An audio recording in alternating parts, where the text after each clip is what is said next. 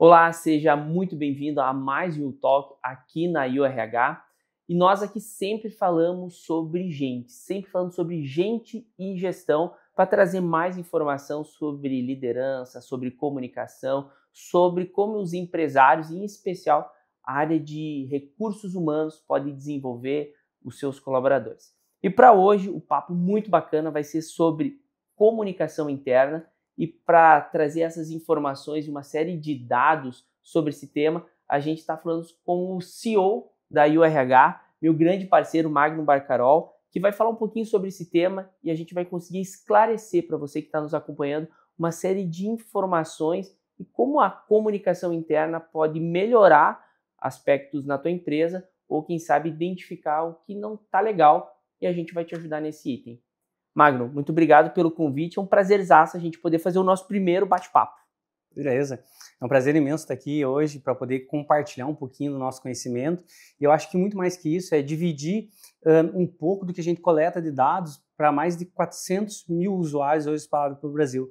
Então, tudo que vai rolar aqui de perguntas, bate-papo, está muito baseado em dados e fatos que realmente acontecem na rotina de várias empresas aqui do Brasil. Legal. Magno, a gente sempre ouve falar que a comunicação é um grande gargalo das empresas. Então, a gente busca sempre ter uma comunicação mais fluida entre áreas, entre setores, para que as coisas funcionem de uma forma tranquila dentro da empresa. Em alguns momentos, essa comunicação pode ser nos corredores, de uma forma equivocada. Algumas coisas que muitas vezes é definida entre a liderança não chega até o colaborador. Às vezes o colaborador está tendo um sentimento sobre a empresa que não chega até a alta liderança para a tomada de decisão. Como que tu enxerga hoje os principais gargalos de comunicação dentro da empresa e o que seria uma comunicação mais assertiva dentro das organizações? Ótimo. Ismael, eu acho que o primeiro ponto para a gente poder colocar todo mundo na mesma página é todo mundo entender que hoje no Brasil, quando a gente roda, de todos os nossos clientes no Brasil, como falei, são mais de 400 mil usuários, quando eles rodam a avaliação de desempenho, automaticamente, quando eles rodam pesquisa de clima, o que mais pega desses 0 a 10 pilares que a gente identifica, os dois com menor avaliação é comunicação e salário. Então, comunicação é uma dor latente de todos os empresários no Brasil. E através de comunicação, a gente tem vários outros problemas que acabam afetando diretamente a empresa. Primeiro, você tem deficiência em produtividade, por causa que a informação não chega onde precisa chegar. Segundo, se não existe uma comunicação, existe uma interpretação de cada indivíduo. Cada um segue da forma como deseja. E a comunicação é uma via de mão dupla. Se você não deixa aberto o canal de comunicação para também receber comunicação, então você não está comunicando. As pessoas acham que comunicação é somente falar e esquecem que comunicação é uma mão de via dupla. Então eu tenho que ter canal de saída de informação e de recebimento de informação. Legal. E hoje, Magno, pensando no aspecto de comunicação interna dentro da organização, lembrando que a empresa ela é um organismo vivo, então as informações que de ontem, quem sabe hoje, não são mais as mesmas. O que quem está nos assistindo pode utilizar de ferramenta que hoje a gente tem dentro da URH? Primeiro a gente tem que separar em momentos, né? O que é uma comunicação corporativa, que é uma comunicação que é da estrutura da empresa, que tem que ser direcionada, e o que é uma comunicação fluida, que são dos pares. Então isso é muito importante ter clareza. Então a empresa precisa saber quais são as coisas que ela não pode falhar na comunicação, que são a nível corporativo. Um exemplo, cara, dia tal a gente vai ter o ritual tal, informação de um benefício X, alguma informação sobre pilares de cultura ou compliance, algumas coisas assim, são corporativos. A empresa tem que comunicar e ficar refrisando essas comunicações, trazendo treinamento para poder educar também. Isso é muito importante.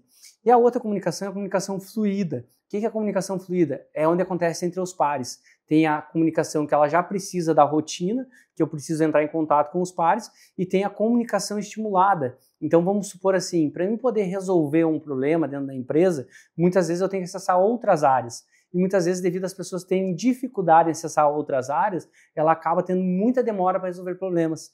Então, você tem uma ferramenta onde você consiga rapidamente mapear quem são as pessoas que são os seus pares, quem são os seus líderes, da onde eu consigo achar o contato que eu preciso. Tem uma política interna que estimule o network dentro dos próprios colaboradores, isso é fundamental para poder acessar a comunicação fluida e a comunicação que eu tenho intencional para as outras áreas.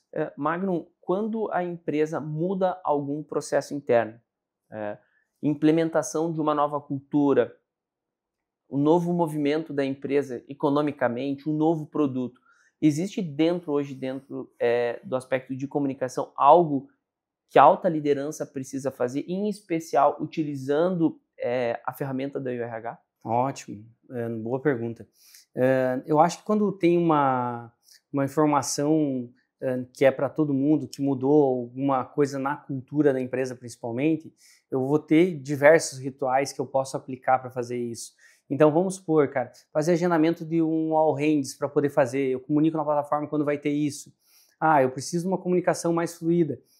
Vou dar um exemplo, na ferramenta, agora é um jabá, na ferramenta da RH é bacana, porque você acabou de fazer aquela postagem sobre algo que mudou, todo mundo interage dentro da ferramenta.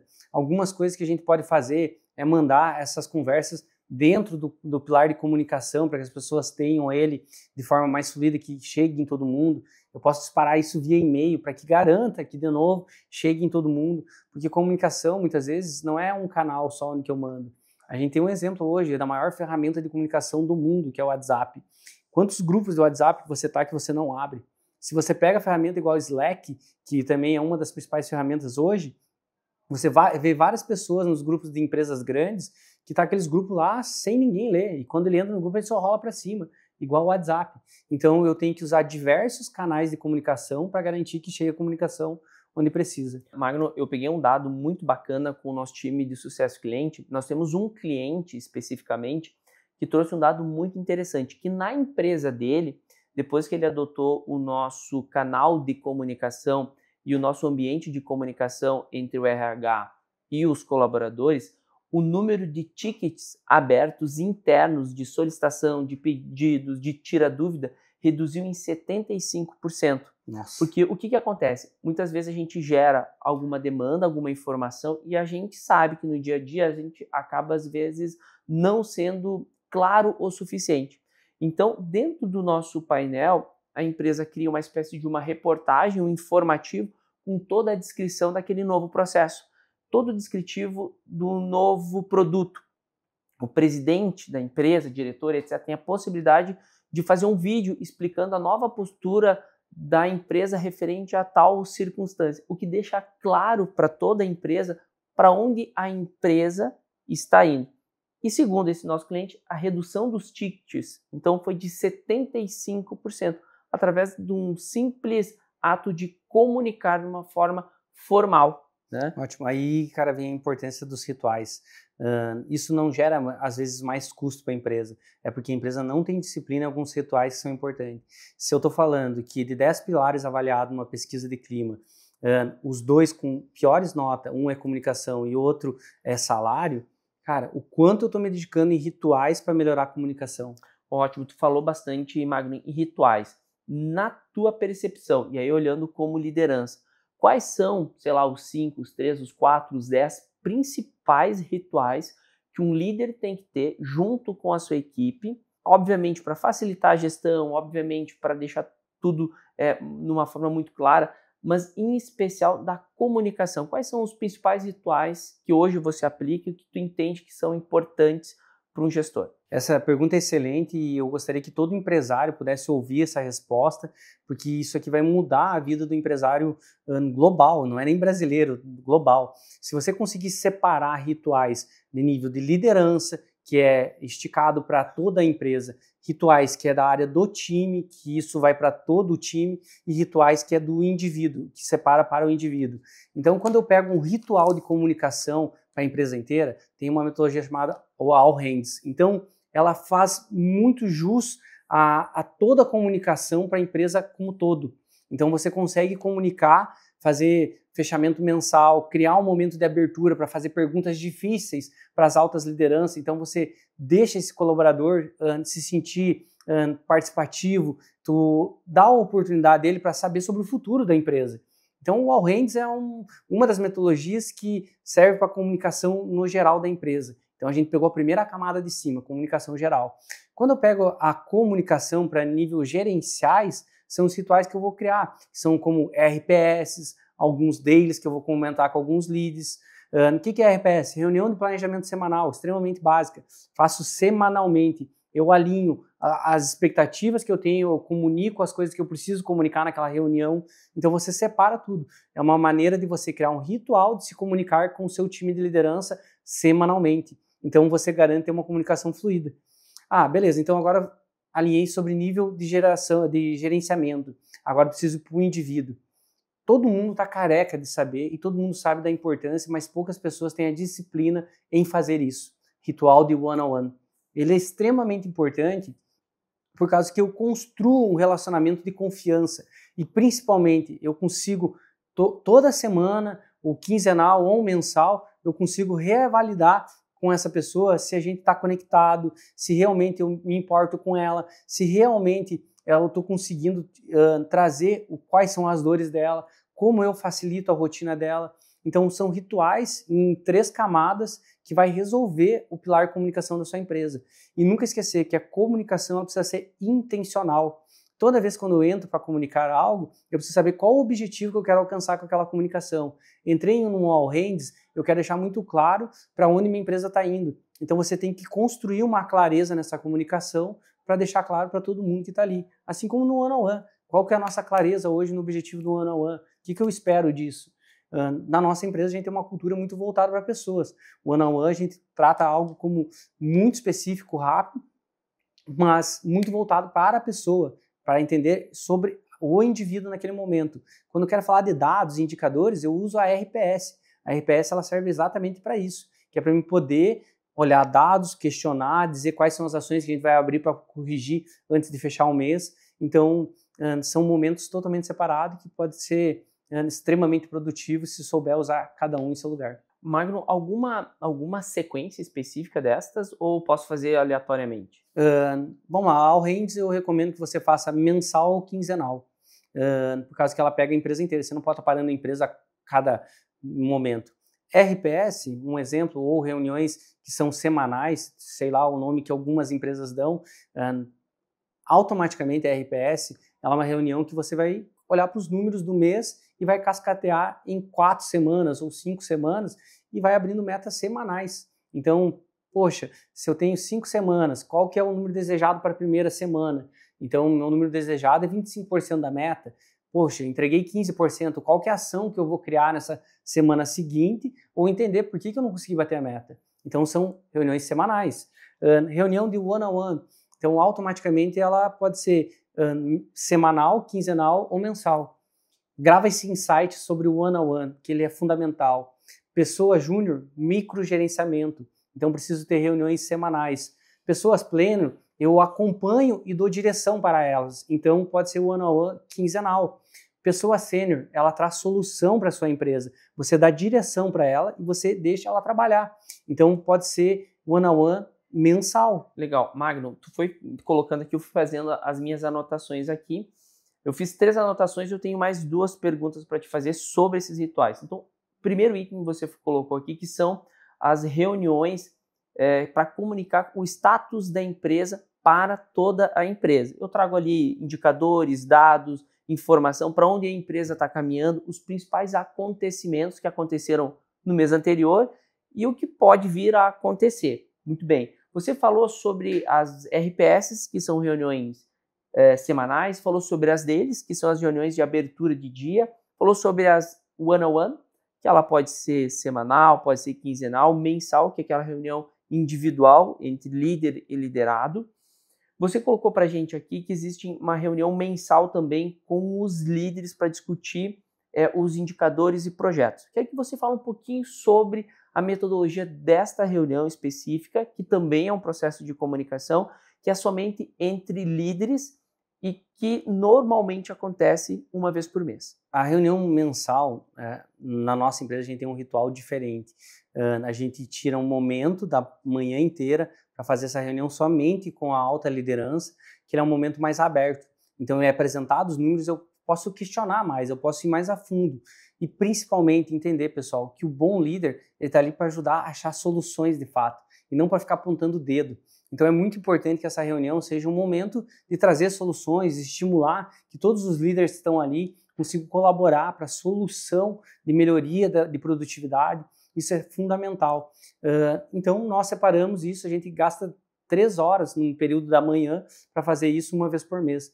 E na parte da tarde, após compilar todos esses dados, a gente separa 1 hora para fazer o fechamento e apresentação para a empresa inteira. Então a gente apresenta para a empresa inteira todos os indicadores que a gente atingiu no mês anterior e já começa a abertura das metas do mês seguinte.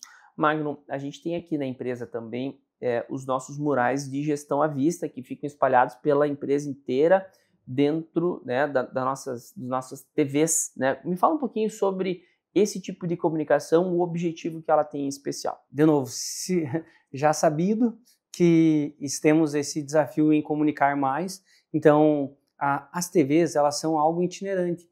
Então eu faço empresas que têm filiais, que nem no nosso caso, a gente tem unidade em Santa Catarina, unidade no Rio Grande do Sul, automaticamente tem como o pessoal lá do Rio Grande do Sul saber o que está acontecendo aqui. Então eu estou comunicando a toda hora, está rodando na TV.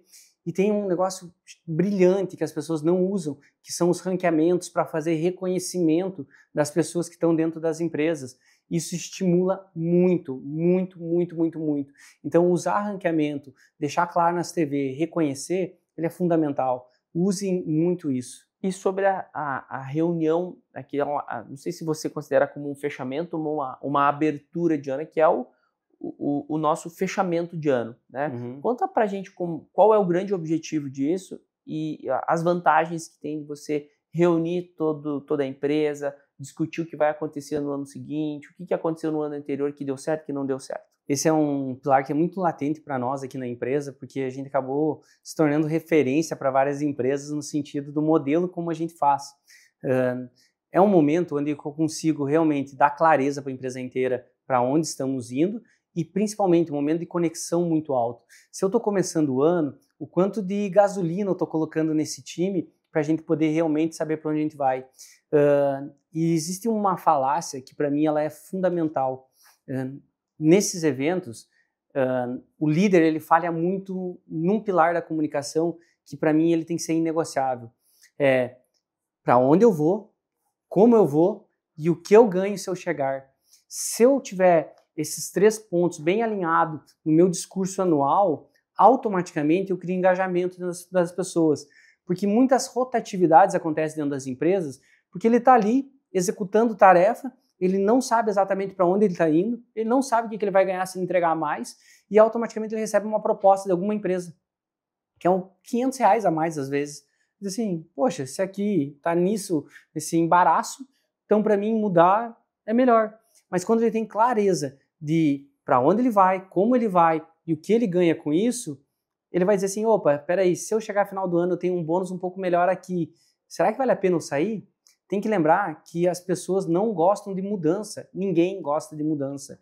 Ele é extremamente desconfortável, mas as pessoas mudam porque elas estão inseguras dentro das empresas que elas estão, porque elas não sabem para onde estão indo. Então isso é algo que os líderes precisam se autorresponsabilizar com urgência e está ligado diretamente à comunicação. Exatamente. Magno, para a gente finalizar aqui o nosso bate-papo, o que você nos trouxe aqui, ele está ligado, ao meu ver, em 2 questões principais. Uma que é a tecnologia, que você precisa utilizar da tecnologia para facilitar a comunicação, e o outro que fala sobre pessoas, né? Então, eu preciso ter rituais de gestão que são formados por pessoas, mas eu preciso de tecnologia para fazer isso que você nos colocou, comunicar em 2 unidades que ficam a 10 horas de distância, você tem perfis de pessoas diferentes, é importante que a área de sucesso cliente fique sabendo como estão os resultados do comercial e vice-versa. Então eu entendo que esses 2 itens são extremamente importantes.